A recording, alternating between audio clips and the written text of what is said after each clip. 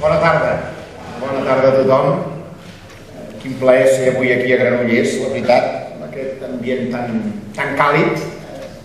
tot i que el dia és d'hivern, no? Ja hi som, en l'hivern plenament, pràcticament plenament, perdó. Això que llavors explico el solstici d'hivern i ara m'hagués equivocat, perquè encara som tècnicament a la tardor, però fa dies, comença a fer dies fredons, els aguantem molt bé, això. Deixeu-me abans de començar, perquè crec que diguem-ne que és un acte de justícia que ens devem a tots nosaltres, reconèixer la bona feina d'aquella gent que la fa d'una manera discreta, d'una manera lleial, des del punt de vista del que és un projecte col·lectiu, d'una manera eficaç, i avui aquí ens acompanya una persona que jo vull subratllar, perquè a més ho he viscut de prop aquests darrers temps, i que a les seves espatlles hi recau la responsabilitat d'un grup parlamentari que es diu Junts pel Sí, que és un fabulós transatlàntic que tenim, un fabulós transatlàntic de trapecistes, perquè tots són bons trapecistes, els d'Esquerra, els de Convergència, els que no són ni d'Esquerra ni de Convergència, que formen part d'aquest magnífic grup, d'aquest estandard del nostre país en aquests moments, que és Junts pel Sí, i que el seu cap de colla, per dir-ho així, des del punt de vista de la responsabilitat del grup parlamentari, que és en Jordi Turull, que aquí ens acompanya. Jo vull reconèixer...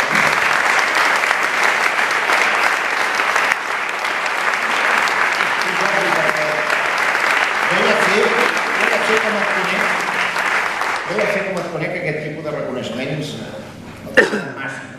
Penses que un dia ja els farem quan s'acabi tot d'aquí uns quants anys, no?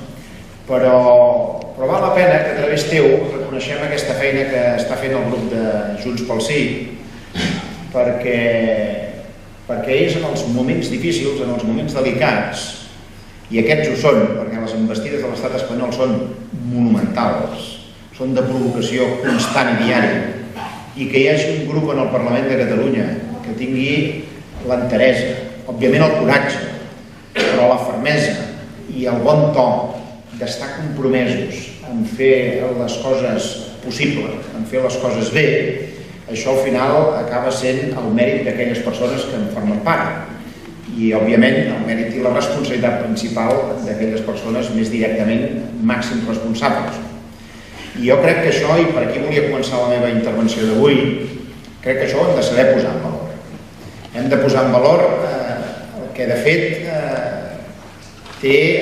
en el punt de mira el propi estat espanyol i els grans partits espanyols, que és aquesta majoria sobiranista, Junts pel Sí d'una manera molt destacada, evidentment, també hi conto la CUP, si vostès volen, perquè al final és aquests 72 diputats que han fet el pas de sortir, com encomana del que va votar el poble de Catalunya el passat 27 de setembre, de sortir cap a prendre la llibertat, allò que estem determinats a assolir, que és un país amb un estat propi, amb un estat independent. I això és evident que aquests dies, aquestes darreres setmanes, si vosaltres voleu, això ha generat inquietuds, ha generat dubtes, el que vulgueu, però tot això, encara que alguns ho vulguin destruir, ja els ho diem ara que no podran. Perquè té un fons molt sòlid, aquest projecte col·lectiu que hem engegat a Catalunya. Molt sòlid perquè és, diguem-ne, l'aportació, la corrent de gent molt diversa, molt determinada, molt serena, molt de tocar de peus a terra, i és la reacció catalana a una doble crisi de la qual o en sortim vius o no en sortirem, i que consisteix en saber que davant de l'envestida contínua de l'estat espanyol, d'un estat que no ens vol, perquè aquesta és la conclusió a la qual hem arribat, que davant d'una crisi econòmica on ens hem sentit impotents per poder ajudar com voldríem aquella gent que més ho necessita i que més a prop tenim, i que ens hem sentit impotents quan de fet teníem capacitat i recursos per poder-hi fer front,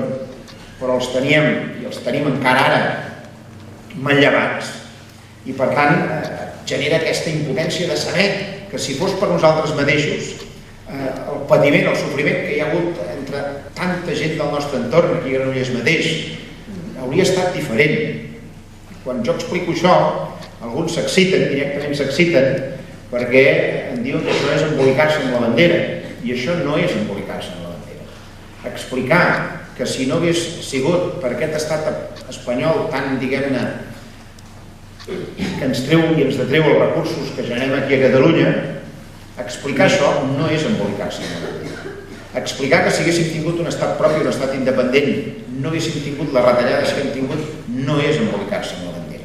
És simplement un acte de justícia i de reconeixement a la gent que dia sí dia també fa un esforç ingent per aixecar aquest país, per contribuir en aquest país a través dels seus impostos, per exercir la solidaritat no de paraula sinó amb fets, que fa que tinguem al nostre entorn una capacitat de transformació extraordinària que no la podem explotar del tot perquè hi ha un estat que ens detreu el nostre esforç col·lectiu.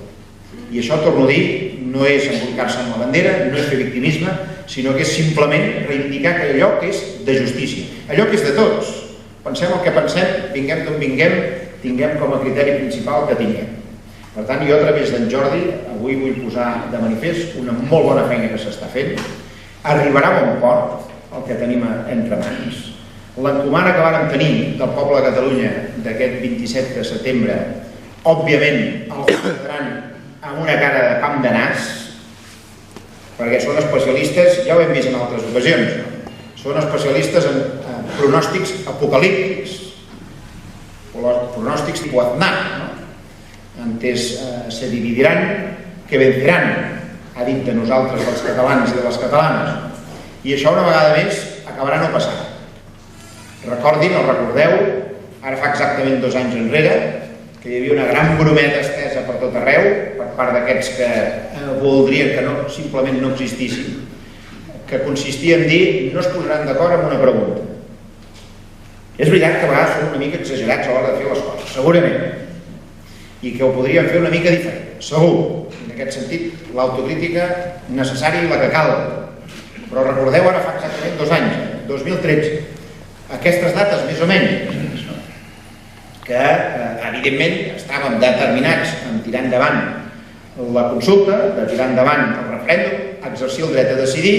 però òbviament calia formular una pregunta, perquè és impossible fer una consulta si no saps el que vols preguntar. I hi havia d'haver un acord polític sobre la pregunta. I ara fa 2 anys aquest acord semblava que no havia d'arribar mai. I alguns, torno a dir,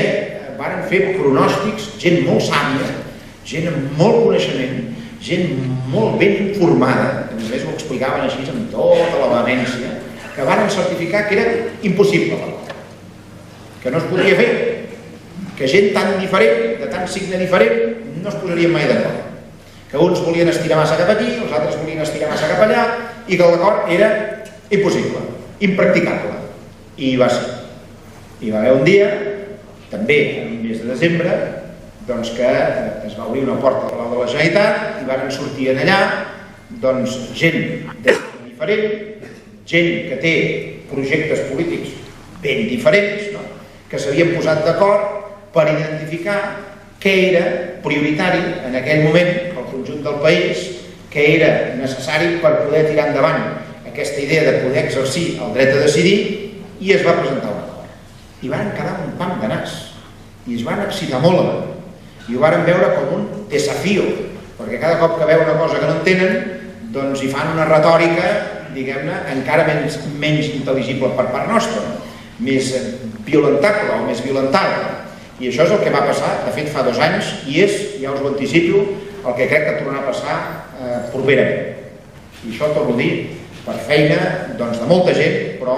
de gent també com en Jordi Turull, al capdavant del grup de Junts pel Sí, a la qual jo reconec aquesta bona tasca que s'està duent a terme. Anem a barraca per aquest 20 de desembre. Veig molt seriosos, molt seriosos. Però això, el 20 de desembre, aquí també, diguem-ne, en aquests que ja han fet pronòstics, en allí també els deixarem un pam de nas. L'independentisme guanyarà, el sobiranisme guanyarà, Catalunya guanyarà en aquestes eleccions del 20 de desembre.